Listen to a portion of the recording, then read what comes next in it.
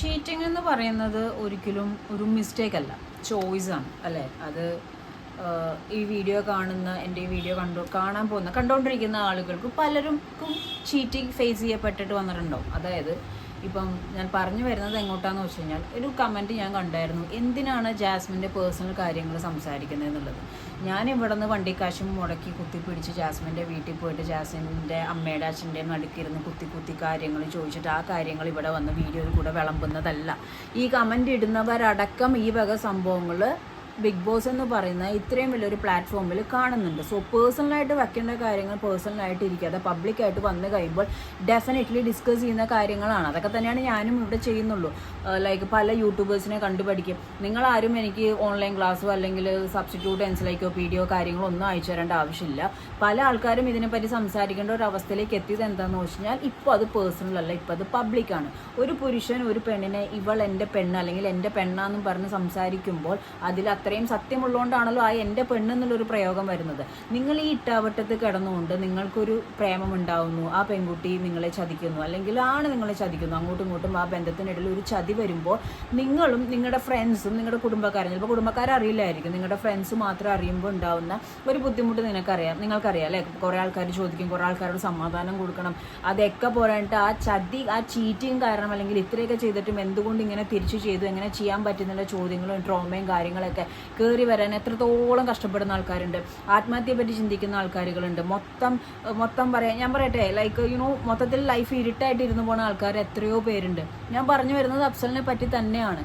ഈ ജാസ്മിൻ എന്ന് പറയുന്ന വ്യക്തിക്ക് അഫ്സൽ ഒരു സ്റ്റോറി ഇട്ടിട്ടുണ്ടായിരുന്നു കഴിഞ്ഞ ദിവസം. അതായത് ഈ ടെഡി ബിയർ റിലേറ്റഡ് ആയിട്ടുള്ള സംസാരവും കാര്യങ്ങളൊക്കെ വന്നപ്പോൾ അങ്ങേരിട്ട ഒരു കമൻറ്റാണ്, ഒരു സ്റ്റോറിയാണ്. ഈ ടെഡി ബിയർ കൊടുത്തു വിട്ടത് അഫ്സൽ തന്നെയാണ്, പക്ഷെ ഇപ്പോഴല്ല, മാസങ്ങൾക്ക് മുമ്പാണ്.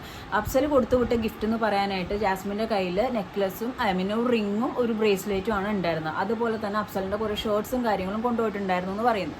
ഗിഫ്റ്റ് കൊടുത്തയച്ചിട്ടുണ്ട്, പക്ഷേ ബിഗ് ബോസ് ഇപ്പോഴും നല്ല അത് കൊടുത്തു വിട്ടത് റിലീസ് ചെയ്തത് ഈ വരും ഡേയ്സിലാണെന്ന് പറയുന്നു. അപ്പോൾ ഒന്ന് ആലോചിച്ച് നോക്കിക്കേ, ഈ വ്യക്തിയെ സംബന്ധിച്ചിടത്തോളം ഈ വ്യക്തിയുടെ അപ്പോൾ ജസ്റ്റ് ജാസ്മിൻ ഗബ്രിയോട് പറഞ്ഞ മാതിരി പുറത്തൊരാൾ ജസ്റ്റ് ഒരു ചായ കൊടുത്ത് കുടിച്ച് നോക്കാം എന്നുള്ള രീതിയിലുള്ള ഒരു ബന്ധമായിരുന്നില്ല എന്നുള്ളത് അഫ്സലിൻ്റെ സംസാരത്തിൽ നിന്ന് തന്നെ മനസ്സിലാവുന്നുണ്ട്. കാരണം ഡ്രസ്സസ് കൊണ്ടുപോകുന്നു, ജാസ്മിൻ ഷർട്ട് കൊണ്ടുപോകുന്നു, അതിലിട്ട് കൊടുത്ത റിങ് ബ്രേസ്ലെറ്റ് കാര്യങ്ങളെല്ലാം കയ്യിൽ കിടക്കുന്നു, പിന്നെയും ഗിഫ്റ്റ് അയച്ചു കൊടുത്തുകൊണ്ടിരിക്കുന്നു. അപ്പോൾ ചെറിയ ബന്ധമല്ല, നല്ല രീതിയിൽ ഡീപ്പ് ബന്ധം തന്നെയാണ്.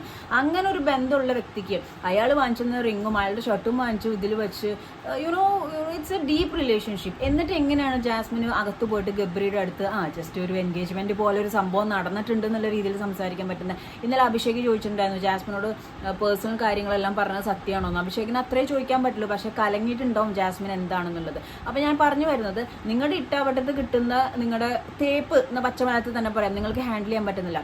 അപ്പോൾ അഫ്സൽ എന്ന് പറഞ്ഞ വ്യക്തി സ്വന്തം പെണ്ണ് അവിടെ ഏഷ്യാനെറ്റിൽ ഷോയ്ക്ക് പോകുന്നു, എൻ്റെ പെണ്ണാണ് നിന്ന് ഗെയിം കളിച്ചുകൊണ്ടിരിക്കുന്നതെന്ന് അത്രയും പ്രൗഡ്ഫുൾ മൊമെന്റിൽ സംസാരിച്ചുകൊണ്ടിരിക്കുന്ന സമയത്ത് പോകെ വേറൊരു റോങ് റിലേഷൻഷിപ്പിലോട്ട് അല്ലെങ്കിൽ വേറെ റോങ് ആക്ടിലോട്ട് ഫ്രണ്ട്ഷിപ്പ് എന്നുള്ള ടൈറ്റിൽ വെച്ചിട്ട് പോയിക്കൊണ്ടിരിക്കുമ്പോൾ ആ വ്യക്തി അനുഭവിച്ചുകൊണ്ടിരിക്കുന്ന ട്രോമ നിങ്ങളൊന്ന് ചിന്തിച്ച് നോക്കിക്കേ.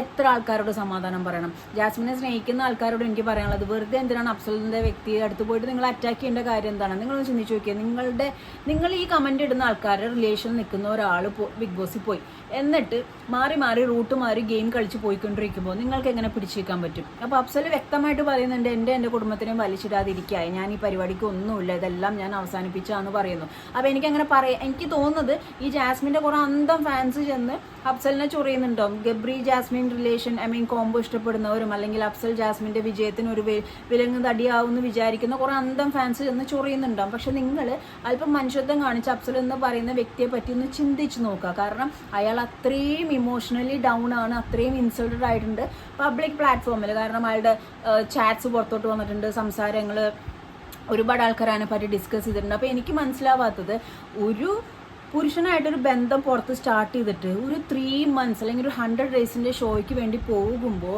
അയാളുടെ ഷർട്ട് വരെ എടുത്തുകൊണ്ട് പോയ ഈ ജാസ്മിൻ എന്ന് പറയുന്ന വ്യക്തിക്ക് അയാൾ ഇട്ട് കൊടുത്ത റിങ്, അയാളുടെ ബ്രേസ്ലെറ്റ്, അത് പോരാതെ അയാൾ കൊടുത്ത ഗിഫ്റ്റും കാര്യങ്ങളും ബിഗ് ബോസ് കൊടുക്കാൻ വിട്ടുപോയോ ലേറ്റ് ആയോ എന്തോ അത് വേറെ ആയിക്കോട്ടെ, പക്ഷെ ജാസ്മിൻ കൊണ്ടുപോയ ഗിഫ്റ്റുകളുണ്ടല്ലോ, അല്ലെങ്കിൽ ഇവർ തമ്മിൽ പുറത്തുണ്ടായിരുന്ന സംസാരവും കാര്യങ്ങളെല്ലാം എങ്ങനെയാണ് പെട്ടെന്ന് മാറുന്നിട്ട് ഗബ്രിയോട് വളരെ ചില്ലായിട്ട് എൻഗേജ്മെന്റ് പോലെ ഒരു സംഭവം പുറത്തിറങ്ങിക്കഴിഞ്ഞിട്ട് ഞാൻ തീരുമാനിക്കുന്ന രീതിയിൽ എങ്ങനെ ആ കുട്ടിക്ക് പറയാൻ തോന്നി?